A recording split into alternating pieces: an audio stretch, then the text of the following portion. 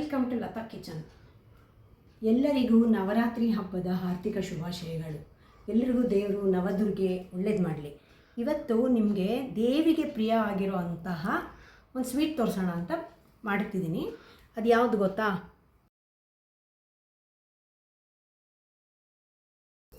ಮಖನ ಅಂದರೆ ಕಮಲದ ಬೀಜ ಅಂತ ನಾವು ಉಪಯೋಗಿಸ್ತೀವಲ್ಲ, ಅದು ಮತ್ತು ಸೀಮೆ ಅಕ್ಕಿ ಹಾಕಿ ಮಾಡಿರೋ ಅಂಥ ಒಂದು ವಿಶೇಷ ರುಚಿಯ ಪಾಯಸ.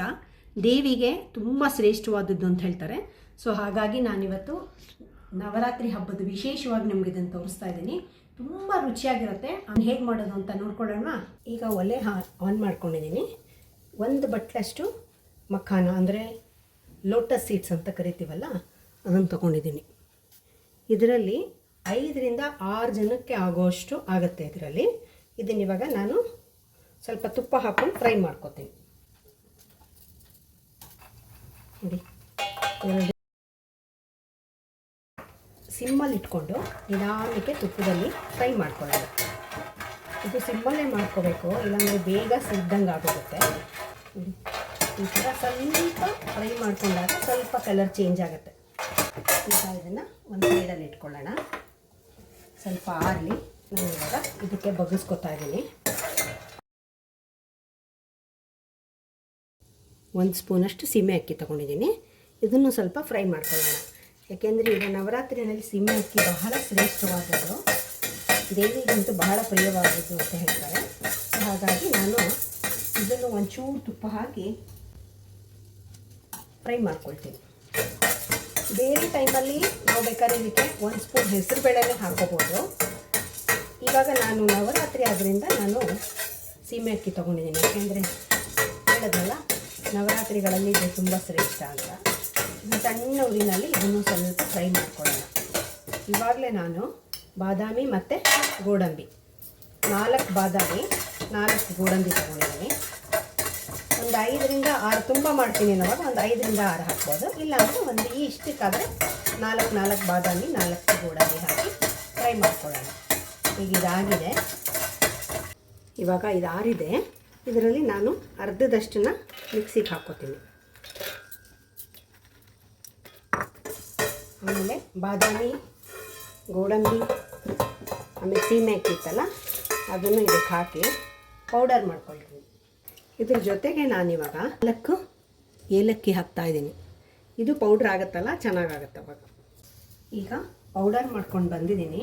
ಇದು ಈ ಥರ ಪೌಡರ್ ರೆಡಿಯಾಗಿದೆ. ಈಗ ಫಸ್ಟು ಹಾಲು ಹಾಕ್ತೀನಿ.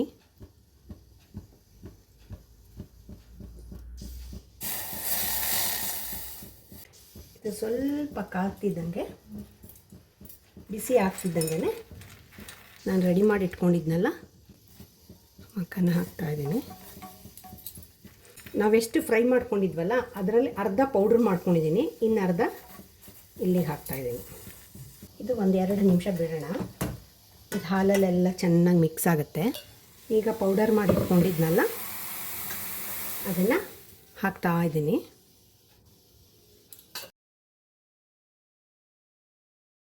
ಮಿಕ್ಸ್ ಮಾಡಿ ಈಗ ಇನ್ನೂ ಸ್ವಲ್ಪ ಉಳಿದಿದೆ ಅಲ್ಲ, ನೀರು ಹಾಕಿ ಸ್ವಲ್ಪ ಕುದಿಯಕ್ಕೆ ಬಿಡೋಣ. ಇದು 1-2 ನಿಮಿಷದಲ್ಲಿ ಇವಾಗ ನಾನು ಮೇಲೆ ಲೋಟಸ್ ಇಟ್ಕೊಂಡು ಹಾಕಿದ್ನಲ್ಲ ಅದೆಲ್ಲ ಸಾಫ್ಟಾಗಿ ಆಗಿಬಿಡುತ್ತೆ. ನೋಡಿ, ಎಷ್ಟು ತಿಕ್ಕಾಗೂ ಬಂದುಬಿಡುತ್ತೆ. ಇವಾಗ ಇದು ಸ್ವಲ್ಪ ಮೀಡಿಯಮ್ ತಿಕ್ಕಿದ್ರೇ ಚೆಂದ ಇರುತ್ತೆ. ಇಲ್ಲ ಕುಡಿಯೋ ಥರ ಬೇಕು ಅಂದರೆ ಇನ್ನೊಂದು ಸ್ವಲ್ಪ ನೀರಾಗೂ ಮಾಡ್ಕೋಬೋದು. ಈಗ ನಾನಿಲ್ಲಿ 2 ಸ್ಪೂನಷ್ಟು ಸಕ್ಕರೆ ಇಟ್ಕೊಂಡಿದ್ದೀನಿ. ಅದನ್ನು ಆ್ಯಡ್ ಮಾಡ್ತಾಯಿದ್ದೀನಿ ಸ್ವೀಟಿಗೆ.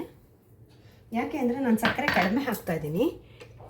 ಇಲ್ಲಿ ಆ್ಯಪಲ್ ಜ್ಯೂಸ್ ಸಿಗುತ್ತಲ್ಲ, ಅದು ಹಾಕ್ಬೋದು, ಇಲ್ಲ ಜೇನುತುಪ್ಪ ಹಾಕ್ಬೋದು. ಯಾವ್ದು ಹಾಕಿದರೂ ಚೆನ್ನಾಗಿರುತ್ತೆ. ಮಿಕ್ಸ್ ಮಾಡೋಣ ಫಸ್ಟು ಇದಕ್ಕೊಂಚೂರು. ಇವಾಗ ಕುದಿ ಬರುತ್ತೆ ಅನ್ನೋವಾಗ ಈಗ ನಾನು ಸ್ವಲ್ಪ ಇಲ್ಲಿ ಕೇಸರಿ ಆ್ಯಡ್ ಮಾಡ್ತಾಯಿದ್ದೀನಿ.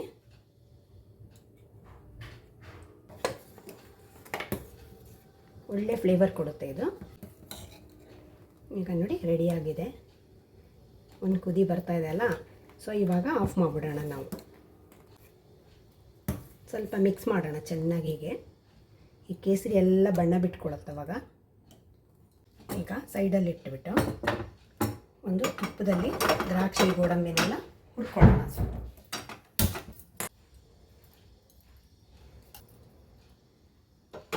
ಇದರಲ್ಲಿ ನಾನು ದ್ರಾಕ್ಷಿ, ಗೋಡಂಬಿ, ಬಾದಾಮಿ, ಪಿಸ್ತಾ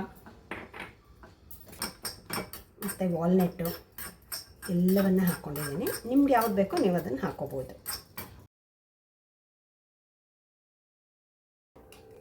ಈಗ ಸರ್ವಿಂಗ್ ಬೌಲ್ಗೆ ಹಾಕೋಣ. ಸ್ವಲ್ಪ ಗಾರ್ನಿಷಿಗೋಸ್ಕರ ನಾನು ಕೇಸರಿ ಹಾಕ್ತಾ ಇದ್ದೀನಿ. ಈಗ ತುಪ್ಪದಲ್ಲಿ ಹುರಿದಿಟ್ಕೊಂಡಿದ್ವಲ್ಲ ಎಲ್ಲ ಡ್ರೈ ಫ್ರೂಟ್ಸ್ಗಳು ಅದನ್ನೆಲ್ಲ